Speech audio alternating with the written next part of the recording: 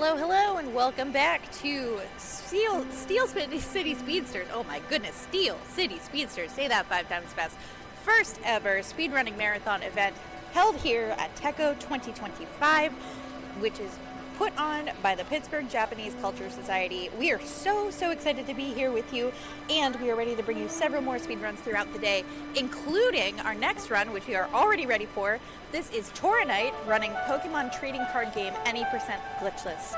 So, whenever you're ready, take it away. Go! Oh, there we go. Hello, Tekko! My name is Toronite, and I'm so excited to be able to showcase this game. It is the very first game that I've ever learned to speedrun seriously, and this is such a beloved classic of wonderful music, fantastic gameplay. It is going to be very fast, so I apologize / not apologize over this being fast at times. So that's your warning. This is going to be a lot of fast menuing, a lot of fast gameplay. So, let's start things off with, obviously, we're here at Tekko, and let's just name our main protagonist, Tekko. There we go. Alright, we are ready to go, and time, I will count down in 5, 4, 3, 2, 1, go. Alright, so, PokemonTCG, for anyone who has never played the TCG, at least in the 1998 version, it's pretty simple. It's essentially a card game version of the RPGs that everyone's come to know and love. It's basically, the way it works is the following. You basically build up a deck and you have Pokemon and you put them out in the field. They have anything that they need to do that requires energy. So basically that is, in a way, like Magic the Gathering, which requires mana. Energy cards basically correspond to one of the 7 types in this game, which is, you know, back in 1998, only 7 types existed in the card game. Fire, fighting, water, grass, psychic, lightning, and colorless, which is essentially normal types and flying types. And we are going to, this is kind of like a long tutorial, like an 8-minute tutorial. We are not going to go for the entire tutorial.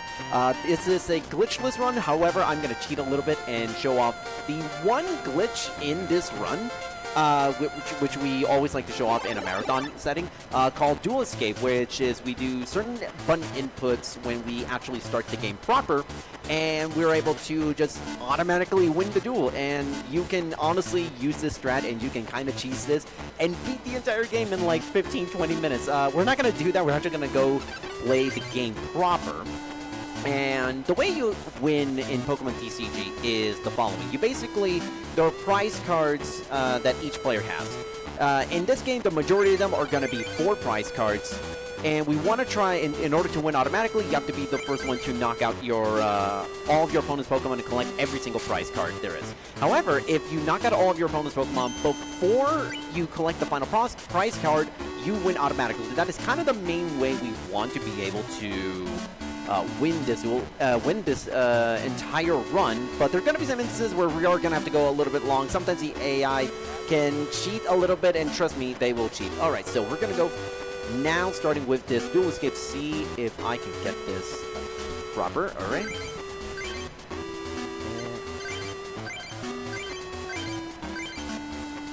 There we go. And just like that, we have skipped the tutorial, and we have beaten the game without, beaten the match. Without actually playing the duel. So yeah, that was the one and only instance we're going to be doing this. I always like to show it off at a marathon setting because it's cool. We call it Dual Escape because we just escape the duel and we automatically get the win. Alright, so we basically are now going to choose our deck. Basically, it's based off the 3 starters, Charmander, Bulbasaur, and Squirtle. Each deck has their own strengths and weaknesses, and we are going to go, oh no, not I accidentally button mashed too much. We're actually going to go Bulbasaur. Bulbasaur, for my money, is probably the best all-around deck in the entire run. And and this has so many great qualities. I'll go into that in just a second, but now we're going to do a fancy little RNG manipulation to try and get one specific card. And it requires us to try and do a little soft reset. So we're not going to be waiting 17.06 seconds and trying to see if I can draw a Hitmonchan from a free booster pack that we get by opening the mail. So let's see. 4, 3, 2, 1. I'll give this 3 attempts. That was, I think that was like a frame early. So I'll give this one or two more goes. If not, that's fine. It doesn't end the run or doesn't make the run like that much harder. It just makes the early game just a tiny bit more consistent. Thankfully, we already have a Hitmonchan in tow, but having two is always good. That was really early. Actually, whoa, never mind then. We got it. Yeah, no, that was totally intentional. That I absolutely got that, even though I know for a fact that was not in the time window I wanted to do this. But you know what? Happy little accidents.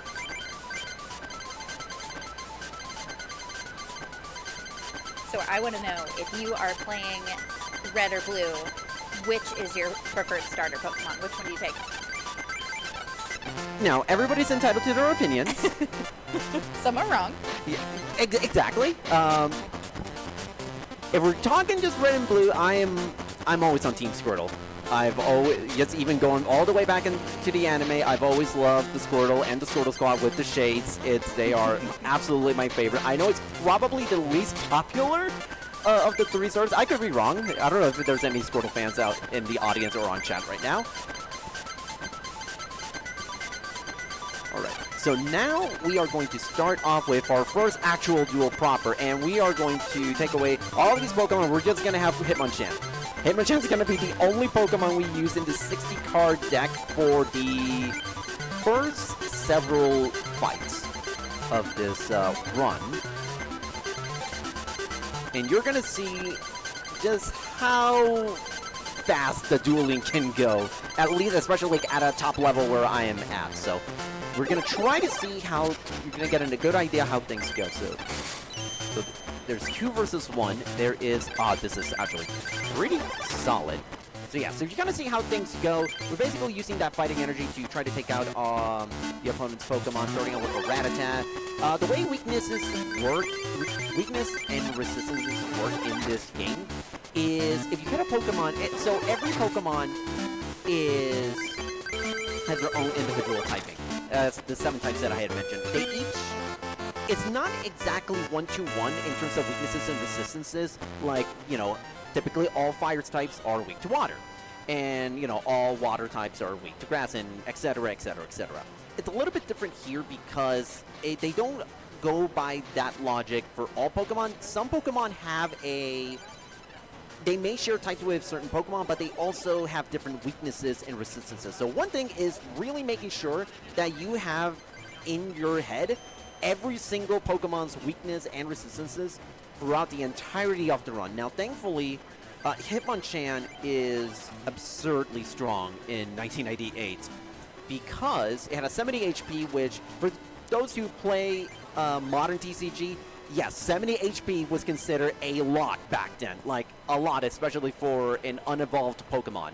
And a lot of the Pokemon starting out are colorless, which means they are weak to fighting, which is perfect because Hitmonchan can do 20 damage with just 1 energy with the jab, and that's actually not something that is easy to find in this game. And Special Punch, which does 40, can do as much as 80 if you're able to get it for weaknesses and resistance. Interesting. I'm gonna tentatively keep this. This is actually one of the first real difficult parts of the run. Michael is we have not encountered an instance of where we need to reset, but this might be an instance where I'm probably gonna have to reset depending on how that Hitmonchan is set up. There are 2 Hitmonchans. Yeah, I am setting. Yeah, yeah. So basically, the one good thing about PokemonTCG is that, like I said, everything goes really, really fast, including restarting fights. Not all fights are the same. This is actually much better. So yeah, so as you kind of already noticed, we started out the fight and we have a completely different set of moves for a different type of Pokemon for us to contend with. And let's see, Michael has a lot of really strong Pokemon. There's elements of this. Yeah, so there's a lot of elements in Michael's deck, which harkens back to old school like meta back in 1998, where you have Hitmonlee and Hitmonchan and Magmar and Electabuzz. This is actually one of the hardest fights in the game, believe it or not, and he's not even considered an actual boss. But let's see. Are we in? Yeah, no, we're in a really good position. Okay. Because now we have Professor Oak, which allows us to, ooh, beautiful. Plus power gives does an extra 10 damage to our next move, which is perfect because that is just enough to one-shot that Magmar. And right, first 3 fights relatively fine in a no reset marathon setting. Now, are we concerned about the contents of any of these Coliseum booster packs, or you're just running with Hitmonchan for a while? So the Coliseum booster pack, so that's such a great question. So the way this game works, there are 4 booster packs: Coliseum, Mystery, Evolution, and Laboratory. Coliseums are by far the best booster pack in the game for a speedrun because it has almost all of the great cards that one would want in a speedrun sense. Like it has Hitmonchan, it has Duck Trio, Plus Power, Computer Surge, Electabuzz, Scienter, and all the 9 yards. The way we've routed this is to have the vast majority of those Coliseum booster packs collected early on in the run. Now, unfortunately, we actually have had awful booster pack luck. None of these, well, one Coliseum booster pack gave me a Scyther, which we'll be using for 1 fight, but it's not even, I wouldn't even call it like an essential card for this category. I'm trying to desperately find a Duck Trio, or at the very least, a Computer Search. Computer Search is an incredibly strong card because it's essentially you discard 2 cards and you can search up any booster, any card in the deck and add it to your hand. Like any card you want, which you don't need to be a seasoned speedrunner of this game to know any card added to your hand is already like really, really strong. So we have, let's see. Okay. So we have, I would say, 3 more chances, including this one, to see if we can get... Oh, that is really unfortunate. That Zapdos resists fighting, which means that is an auto reset. That is really unfortunate, but that's fine. We are going second. 3 versus 1 is not ideal, so let's see. Okay, but they're all Voltorb, so I can... Yeah, no, we're good.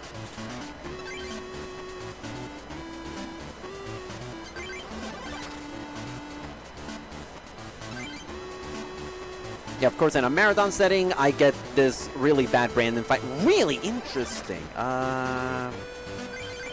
Thankfully, I have Gust of Wind. Yeah, I would not have been able to one-shot that Voltorb because that defender would have subtracted 20, which meant it would have been automatically a 2-turn attempt to try to knock out the Voltorb. But thankfully, Gust of Wind allows me to basically blow away that Voltorb and bring in another Voltorb. That's one of the good things about using trainer cards and knowing when to use them. Is figuring out... Ooh, second Electabuzz is actually fine, but it's not ideal what I'm looking for. But it will be very useful in a little bit. But yeah, a lot of trainer cards, they are really, really good. Professor Oak is also one of the strongest ones in terms of letting us being able to get a full hand just out of... just for essentially for free. And a lot of times we're going to be... There's going to be a lot of times where we're just going to be worried about whether or not we want to, whether we have like a dead hand, and Oak basically comes in to save the day. Oh no, this is bad. Okay, good. Okay. That was scary. So, that Geodude, that has 1 move, Stone Barrage. The way it works is the following.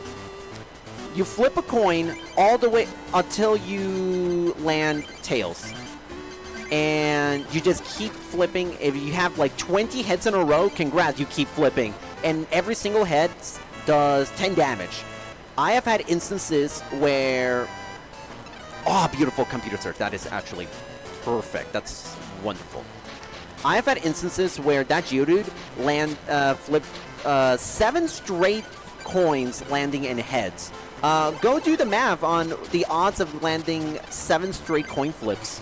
7 straight coins and it landing on heads. It's in the low single digits. I know, I've done the math. But I don't want to spoil it, so go do the math yourselves. Alright, this is a wonderful Chris fight. This is usually one of the, not harder fights, but one of the more annoying fights that can easily take a minute and a half. And just eyeballing it probably like this, it was like 30, 40 seconds. That was wonderful. Alright. Now comes pain in the form of one specific Water Club trainer. This is going to be the last one before we have our first official boss fight of the game, but believe me when I tell you, this is about as bad as a boss fight. Actually, about as bad as an endgame boss fight. That's how bad this upcoming fight is. So Amanda is a Water Club trainer. Threach, would you like to take a gander as to what her ace is? I don't even think I could begin to guess. Well, here's a hint. It's not a water type despite her being a Water Club trainer. It's Scyther. Why? What? Oh, yeah. For top-level runners, we have had to dissect this fight frame by frame in almost every possible instance throughout the last couple of years just to be able to get the quote-unquote optimal fight. And by the optimal fight, I mean we basically reset until we can figure out whether or not the fight that we have, whether or not we can get a fight that does not require Scyther to even be in play. So that is kind of the annoying part with Amanda. In fact, top-level runners like myself, when we're going for PB, this is actually the very first fight of the game that we do. We don't even bother with the... we don't even bother doing anything else until we can get a good optimal Amanda fight. And by optimal, I mean anything that requires like less than 4 resets of the game. We are actually... And... this is... Even though it took 3 prizes to beat Amanda, first try Amanda is unbelievably good, especially in a marathon setting. That was absolutely fantastic. So yeah, Water Club trainer uses a grass type as her ace, and we use a fire type to beat that Water Club trainer. Rock, paper, scissors, everybody. That is quite the weird scenario, but that is PokemonTCG for you. All right. Comes our first boss, and we're actually going through a strat that honestly has not been used a whole lot because at least in the Bulbasaur deck we don't have Scyther to start. We usually go with Nidoran and Nidorino because it is... Let's see, do I have enough? Beautiful, okay. Nidoran and Nidorino have a lot of high damage potential, but the problem is that they can get hit with fighting type moves. Oh, and also, fun fact, Rock-type Pokemon are considered fighting. Go figure. Listen, I don't think there's a lot of consistency. Oh, no, there is not. Actually, one of my favorite things about the whole type matchups and, like, resistances and all that stuff, my favorite one in this game is Gyarados. Gyarados in the RPG is water flying. It has one main weakness, electric types, and it does 4 times damage. Guess what its weakness is? Not electric. Nope. It's not even... It's grass, which if you hit a Gyarados with a grass-type move in the main RPGs, it does normal damage. It doesn't hit it for resistance. Beautiful. Actually, that was a beautiful gene there. The Scyther is just absurdly strong. And that will be the only time we'll ever get to see Scyther, because it's kind of not needed for any point of the run. But it's really nice to have it. So we only have one more Coliseum booster pack that we're going... Ooh, Articuno. Actually, that is a potentially great backup option in case our primary option for one specific fight in the end game we don't have enough of. So now going to the fun little Electabuzz section, where we're just going to go through Electabuzz. Now, you might have... Eagle-Eye viewers might have noticed the name of this club. By the way, in this game, gyms are considered clubs. There were so few types in this game that they had to make up a 8th gym to have the conventional 8 gym badges and everything. This is called the Science Club, the Science Gym. And shoutouts to another, like, top, not a PokemonTCG speedrunner, but someone who's in my chat a lot.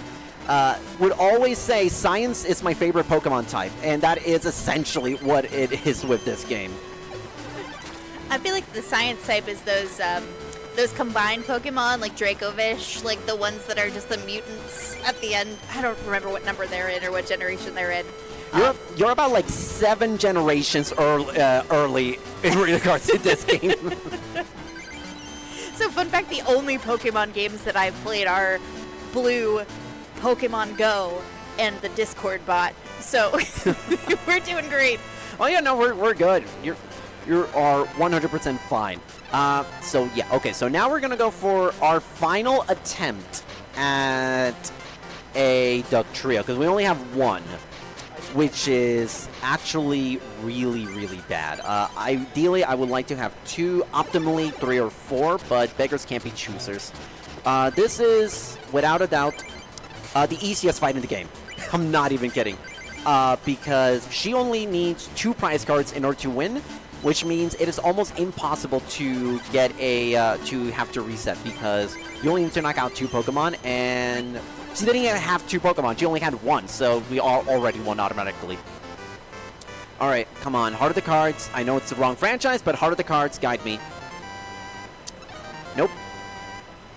Unfortunate. Okay, so we're going to go with 1 Duck Trio throughout the run for the endgame, which is really not good, but we have computer search, and we have a lot of Pokemon that we can search out. Ooh, that's 4 Pokemon on the bench from the start, and including 2 of them being Lapras is, oof, that is actually not great at all. The thing about the Water Club is, especially with the last 2 fights in the Water Club, is we got to make sure we have a lot of really good trainers because Water Pokemon in this game can do a lot of status conditions. Lapras can inflict confusion, as he's trying to do right now. I think I have full heal, so I don't think I'm in trouble. Yes, okay. I was worried for a quick second, but yeah, no, I'm good. There was also Horsey, which doesn't do a traditional status infliction. Basically, Horsey can do Smokescreen, where the way it works in this game is if you get hit with Smokescreen, you have to flip a coin, and if it lands heads, the attack goes through. But if it lands tails, your turn is automatically over, which is not great. And there's also Squirtle, which can inflict paralysis. Yes, Squirtle can paralyze Pokemon in this game. Isn't the TCG so one-to-one with the mainline games? It's because Squirtle is stunning. You know what? That is about as good of an explanation and justification for Squirtle being able to paralyze as I can ever find. Alright, so here comes Amanda. This is actually really good. Even though I barely have any trainer cards, Bill and Computer Search are about as good as I could have asked for. Actually, if this goes well, if Amy does not put any more Pokemon on the bench, we automatically win next turn. Yeah, we automatically win next turn. Yeah, we win. Wow, this is actually... Okay, first 2 bosses of the game, and they went very, very well. Okay, this early game's actually really solid. Without any idea of what my time is, because I don't have the timer with me, this is actually a really, really good early game. Yeah, about 21:40 so far. That's actually really good. For a marathon setting, 21 is a really solid early game. Alright, now comes the champ himself, the future champ. So we have a boss fight. But imagine me using the word boss fight with the biggest quotation marks possible. So this is our rival Ronald. He's essentially this game's like Blue or Gary Oak. You see, he's got the blue portrait already. So we have Magnemite. And we want to try and make sure that we can do one specific strat. Magnemite is the auto-win strat for this game. And by that, I mean auto-win for Ronald, because we're going to lose this fight on purpose, because beating Ronald actually does not impact story progression, and we can just lose this fight on purpose, and it would not be... Actually, it's preferable that we lose this fight on purpose, because beating Ronald is, in terms of what is needed to actually win, is the equivalent of a boss fight, and it would take forever, because Ronald has such a really bizarre deck, and it's super difficult to actually have a one Pokemon strat for it, so we just use Magnemite and we lose on purpose. We call it the Magnemite Boom strat.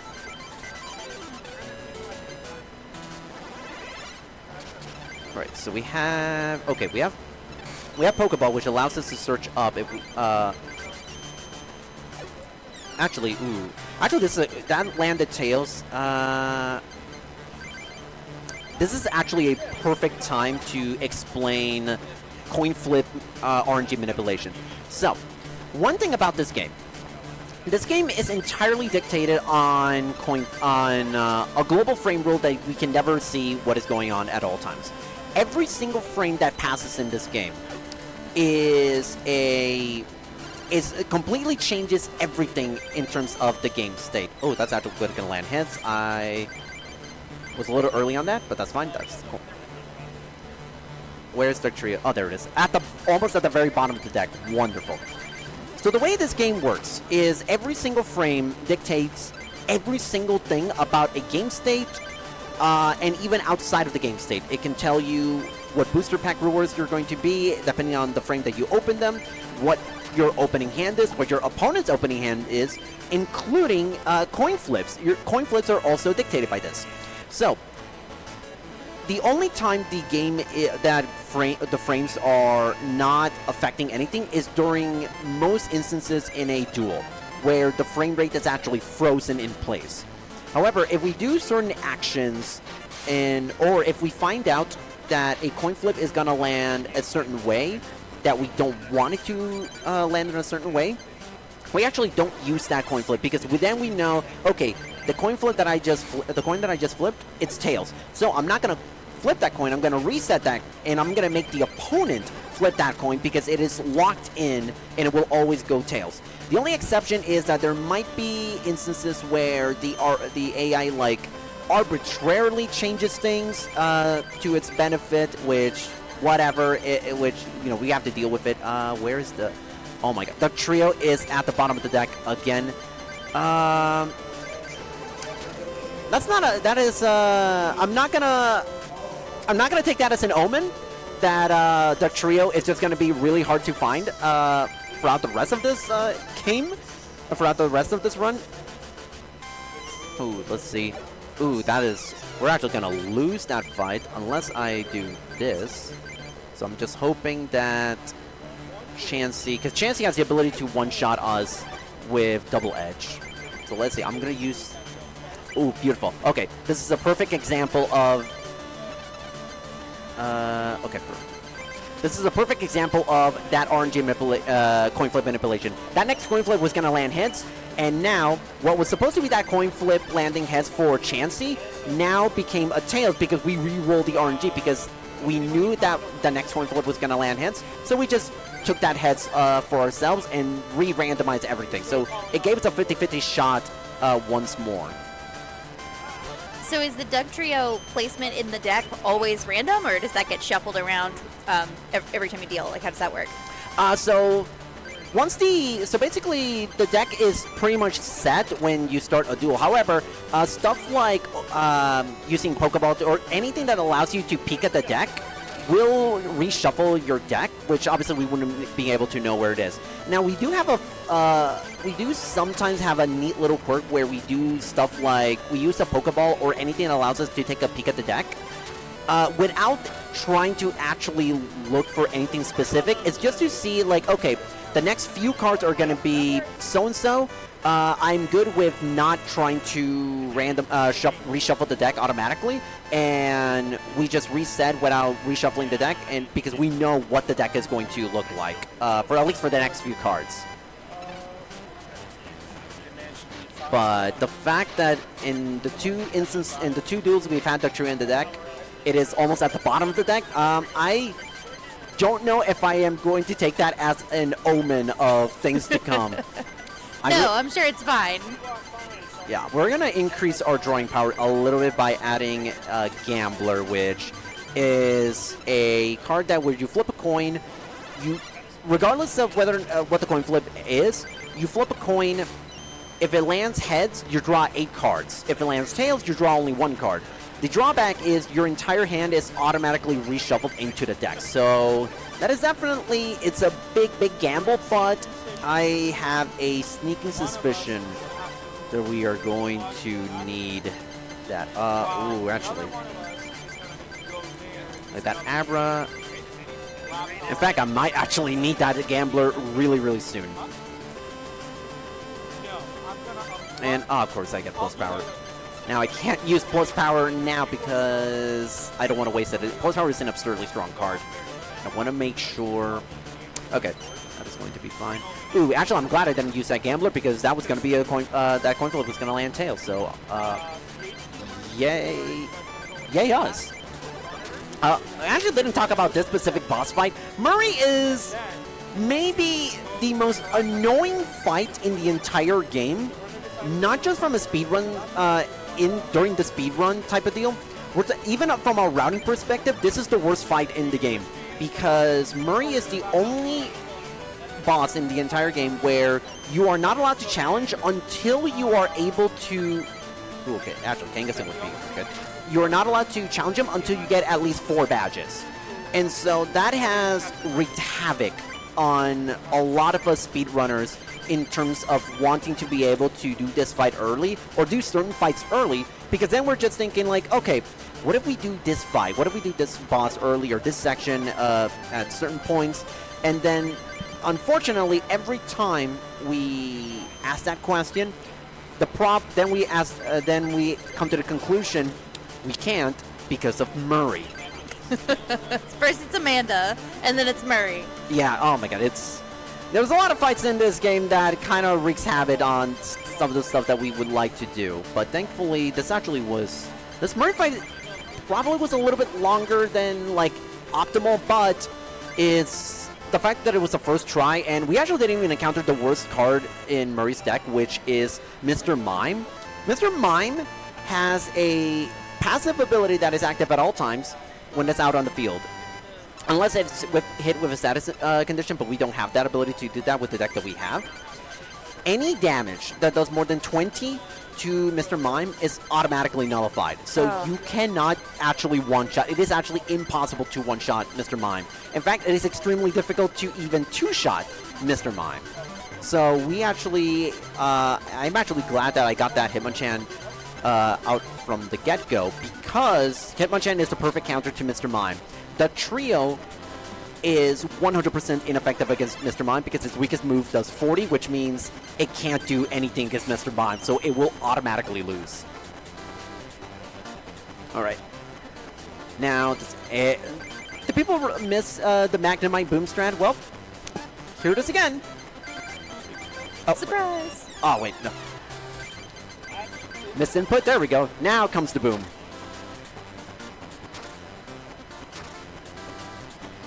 Alright, congratulations, Ronald. You beat me again. You're the best. Go on. Get out of here.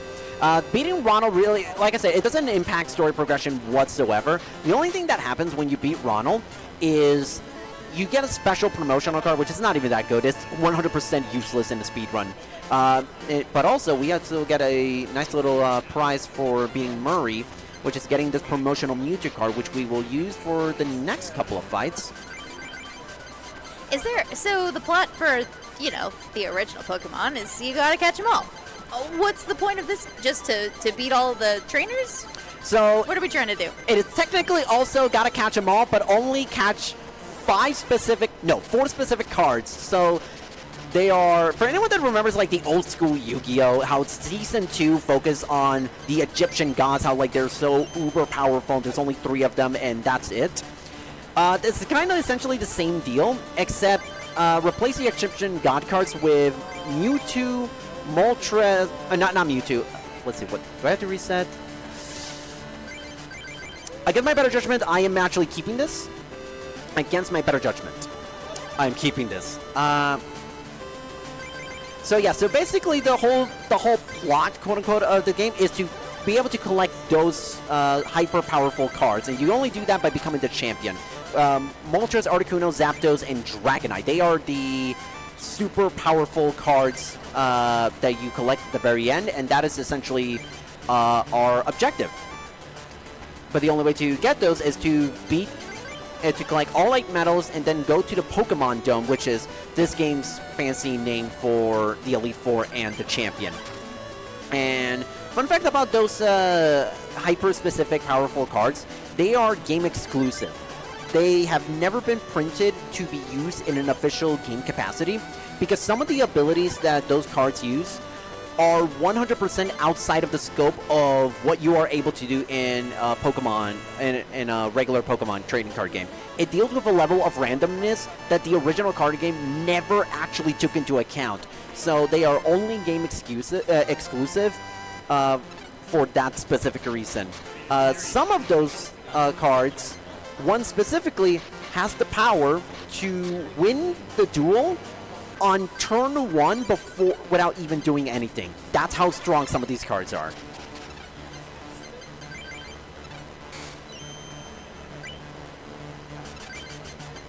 Real quick, while we've got 2 club badges left to go, for the folks watching in person, give yourselves a hand. Thank you so much for showing up today for our first ever speedrunning event. If you're not already, go ahead and give us a follow at twitch.tv/SteelCitySpeedsters so you can see more of what we're doing around the area. All of us are local. All of us, well, most of us probably love Pittsburgh, and we are so excited to bring you more events in the future. So thanks for hanging out with us today. Yeah, no, Steel City Speedsters has been super duper welcoming. As someone who is not even from Pennsylvania, I reside in Northeast Ohio, so this has been this trip has been so worth it. It's only like a little over 2 hours, so it is so worth it. Funny thing about this fight, I shouldn't actually have done this with solo Mewtwo. I actually just got really lucky and just got a wonderful hand. The plan was for me to actually go and use Abra and Kadabra, which actually I will do so now. Mewtwo, you've been a wonderful Pokemon. I could not have asked for... I probably could have asked for No Reset Marathon City. I don't think I could have asked for a better last 2 fights. So now the objective comes with trying to get Abra out. This is one of the most annoying fights in the game. Beautiful. That is it. I need this paralysis to go through. Okay.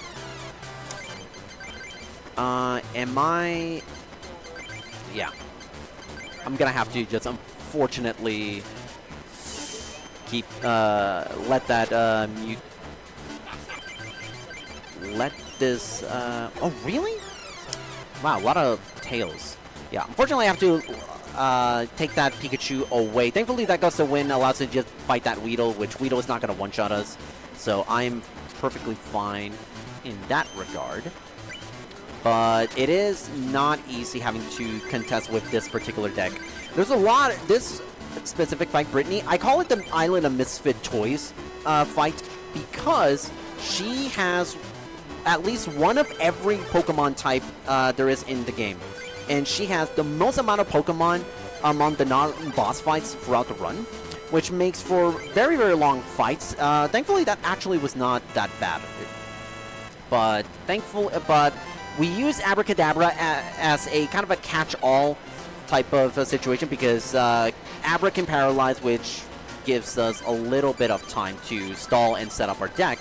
And Kadabra does a lot of damage that no Pokemon in her deck, from what I remember, can even resist. So it's going to do a flat 50 or even 100 if I hit for weakness.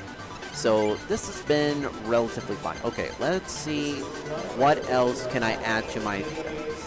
I guess I can add a second Gamble. It's not ideal, but for this specific instance, for the next 2 fights, I will have to, because I actually got really unlucky with getting Rapidash and plenty of Magmar. Wait, is this? Ah, that's so unfortunate. Do I still want to keep... Nah. I was hoping to try and get a Pokemon that isn't Lickitung, which, if that was the case, we would have actually won already automatically on the first turn. So I'm hoping now... Okay, not ideal, because Oddish can paralyze. I'm hoping... Okay, yeah, we're good. We're good. Bulbasaur can't do anything to us on the first turn that it's out because it requires 2 energies to even attack, so we are safe from harm right now. Okay. Okay. 3 turns on the second reset is actually pretty fine.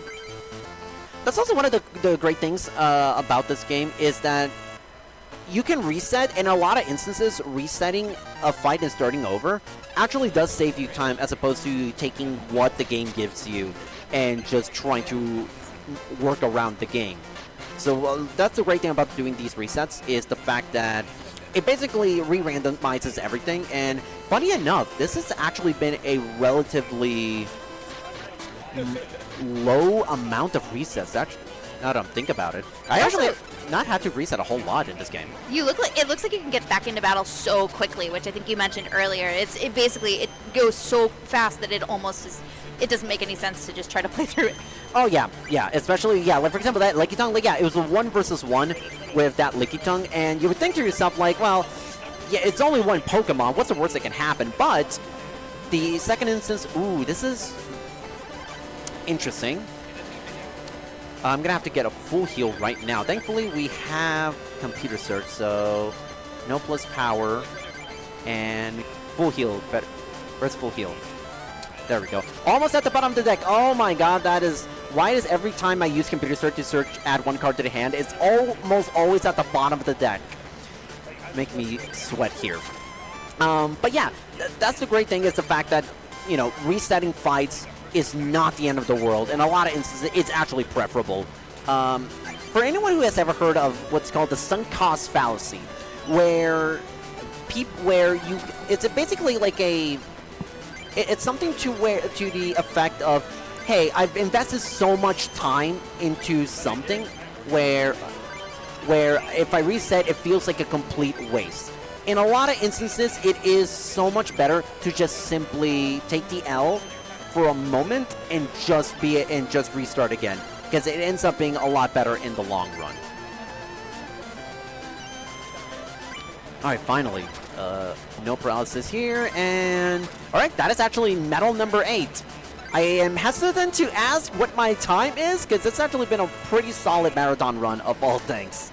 Timer right now is saying 40:15. 40:15? 4015. This is an absurdly great run, actually. All right, which is actually, this is a great cushion for the end game, because now we already have, actually that gives me enough time to oh, I don't even remember. I think it's Mail 3 where it gives me a, nope, Mail 12, it gives me a Coliseum booster pack. Come on, get that trio. Item find. Okay, I'm not gonna go too much. Okay, I just wanted one extra Coliseum booster pack. Item finder can be potentially useful, because it essentially serves as a second copy of any trainer card that you've already used throughout the duel. So if I use computer search, Item Finder lets me be able to bring it back into the fold. So I'm hesitant to go with this one seal strategy, because we have 4 Dugongs. Having 4 Dugongs is optimally. One seal, not great, but all it takes is one seal to be able to get to Dugong. All right, here comes Courtney, the first of the Elite 4 or Grandmasters in this game. As you can kind of tell, her whole thing is fire types. Her legendary ace is Moltres, which, if we have it, there it is. Okay, so that Moltres right there, oh, that is so annoying. That Moltres right there, anytime it is played onto the field, whether it's being the active Pokemon or on the bench, Courtney automatically gets anywhere from 1 to 4 fire energy types, energy cards at random. So she just always is going to get stuff no matter what, which is so annoying. Oh, this is actually perfect. There's that Dugong, and that Dugong kind of essentially has made it so that we just automatically win. Okay, I hesitate a little bit to say we automatically won, but everything has to go horribly for me from this point onwards, and then some, for me to lose this duel. Dugong essentially just kind of seals it. I'm going to overextend a little bit and add a 5th energy, even though we only need 3, because she has the capability of taking a lot of Pokemon, a lot of energy cards from us. So better safe than sorry here. Oh, here comes the smoke screen that I alluded to earlier. Horsey's not the only one that can do that. Okay. That Magmar can also do it. Okay, here comes the... Okay, we peeked at the deck, we shuffled, which meant the coin flip RNG gets rerolled, and we are able to attack. That is essentially what I had alluded to earlier when it comes to quote-unquote advancing the RNG one frame just to re-randomize everything, and everything worked out in our favor. All right, that's one of the 5 final fights of this game done. Now comes Steve. Oh boy. I love these very just common Ronald, Steve. It's very good. Oh, well, I'm not going to spoil. We're going to see in a second what the other two Grandmasters' names are going to be. They are just as simple and silly as some of these names you see. There we go, Steve. Classic Steve. All right, so Zapdos is Steve's ace, and this is already a... this can be potentially problematic. Okay, so long as I don't encounter his Zapdos... that's not fun, but that's fine. Okay. Okay, we are good. Oh, this is beautiful. Oh my god, that is... Okay, I just need Diglett to survive one turn, and we... Okay. Much like that Dugong from the last fight, we kind of already have this in the bag.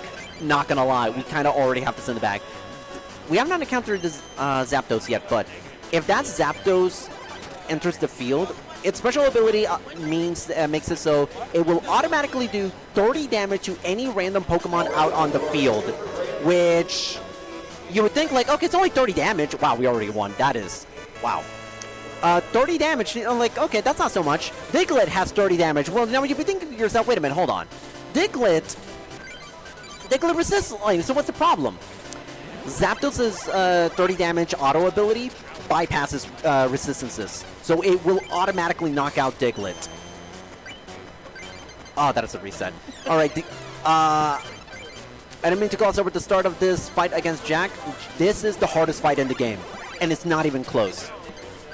Jack has every single thing that you do not want to see in a speed run. It has a lot of bulky water types. It has many Pokemon that can inflict status. It also has nothing that we can use to hit for weakness. So, okay. This will be interesting. I need... That's a reset. This is where having only one Duck Trio is actually now starting to rear its ugly head. Because it's highly unlikely to get Duck Trio in a... Of course, I say that I automatically get it on my opening hand. Okay! This is actually still really bad. If I don't have... Do I have Potion? I do have a Potion, so... Yeah, it's not enough to have Duck Trio. You also have to make sure that Jack is cooperative. And so far, he has not. Okay, I'm search. Okay. I use Energy Search strictly only so that I'm able to see what Jack has at the, or what my deck is looking like. And I like what I see. Okay, Articuno is going to be a problem. Okay, what am I looking... Okay, plus power... Okay. This, I need to really harder the cards this, and if I did my math right, I think like I can even one-shot this Articuno. My hope here is that things... Oh boy. Oh yeah, that's the legendary Articuno, where... Oh, are you kidding me? He's gonna reroll. Okay, 2 straight coin flips, landing tails. Come on, can we go for 3? Okay, that actually was optimal. I could not have asked for anything better just now. So let's see. Yeah, so that Articuno that you just saw a couple of frames ago, that thing has the ability to, when it's played onto the field, it will do. Oh, I miscalculated. That is unfortunate. That's actually still fine. You flip a coin, and if it lands heads, your opponent is automatically paralyzed, and you can still attack, which is really, really annoying. Let's see, what am I looking? Okay, everything is looking fine so long as that seal that he has on the bench does not evolve to Dugong. Ooh, it may have Dugong because I can I can almost tell if it's setting up that... Okay, it may not have Dugong yet, but he is prepping Seal to be evolved into Dugong, so we're just going to see...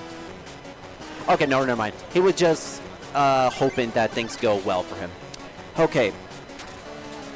I just need him to not post anything else to the deck. This is... Oh, boy. Oh, my God. This is... Okay. Ooh. I need a plus power right now. That works. All right. We kind of already... Okay, we basically just won the duel. The only thing is... What is he going to draw out? Okay. All right, he's going to play the stall game. That is fine. Articuno needs 3 energy to be able to attack me, so it's not going to be able to do it in time.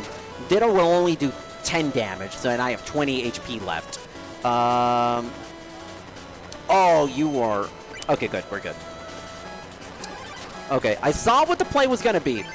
Was that he would switch to Ditto, try to get Articuno to paralyze me, and I wouldn't be able to do anything, which means that I would have lost the duel, or at least in his mind. But I have full heal, so we won the duel regardless. All right. 5 tails flips is incredible. Oh, that was so stressful. It really was. Oh my goodness. Okay. Oh, beautiful. Dugtrio on the opening hand. All right, here comes Rod. He is basically this game's version of Lance in the sense of I have dragon types, but or at least dragon-looking Pokemon type of Pokemon, and wow, we already won. I didn't even get into what actually this guy actually has. He has his legendary ace Pokemon is Dragonite, which you will almost never see, only because oh my goodness, it is a card where it requires double evolution, and it just heals your opponent. It just heals your your bench, your other Pokemon by 30, which is really not a whole lot. Dragonair is actually the bigger threat because it can do a whopping 60 damage with little to no effort. And as you may have sort of guessed it, this is essentially card game version of Red and Blue. Of course, their rival is going to be the final challenge. Now, the issue here is going to be, do I want to... Okay, I'm not going to overextend. I'm just going to hope that things go my way, and... Okay. I can try to win this with Diglett, but it is not ideal. Okay. Things are going fine.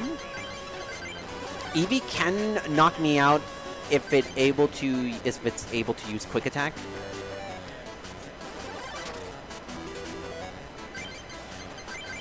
All right. Let's see if Gambler gives me heads. Okay, that's heads, and it's good effort. Do I have? Oh, actually perfect. Okay, I just need to live 1 turn. That's all I need. 1 turn, and we basically have this in the bag. So I just need to hope that... Okay.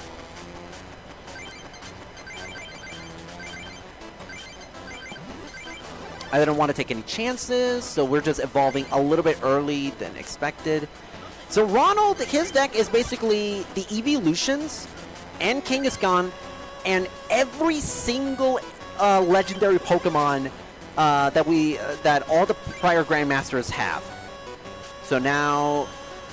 so close. Wait, do I have a Gust of Wind? Gust of Wind. Beautiful. Okay. Wow, we actually already went... Wow, that was surprisingly good. Okay, time is actually coming up in about 30 seconds right now. Wow, that went way better than I thought, than I was hoping on a 1-duck trio run. Yeah, so to the Vector goes the spoils, the MacGuffins of this game. There's the legendary Moltres in its splendid glory.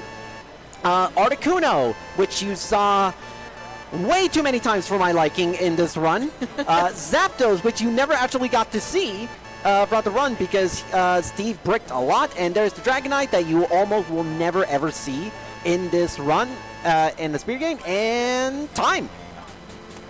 Wow. What was my final time? That was a 52-55.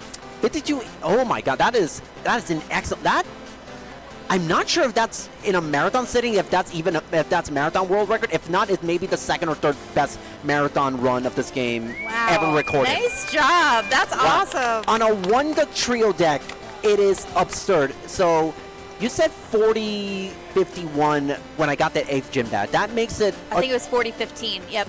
Yeah, a 12-minute Pokemon Dome on 1-duck trio is absurdly good.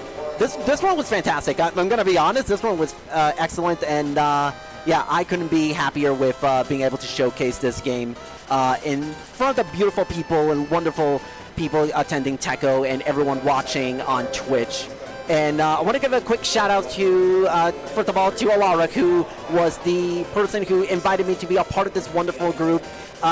Stump for doing a lot of great stuff on the tech side, who is also actually a mod, as I am, for this game on speedrun.com. Threach, thank you so much for being a wonderful, wonderful couch buddy /com/host. And shout out to the PokemonTCG community. It's a wonderful, beautiful game that is a lot of fun to speedrun. I wouldn't be on this stage if it were not for this game, and so I'm eternally grateful for this game. It's a lot of fun, and if you have a Nintendo Switch, you have a Nintendo Switch Online, you can play this game for free, no issue, like nothing additional. I've been playing this on the Switch the entire time, and you saw what it can do. So yeah, wonderful, wonderful time here at Tekko, and I run this game, I run the Spyro trilogy, both the PlayStation 1 and the Reignited trilogy, and I also do a bunch of stuff like Mario Golf, Ghostland Yard, a lot of different racing games, and don't want to take away too much time, and so that'll be it for me. Again, thanks everyone for watching, and stick around for some more wonderful, wonderful speed runs that Steel City Speedster, wow, you're right, it is not easy to say fast, have in store for you for the rest of today.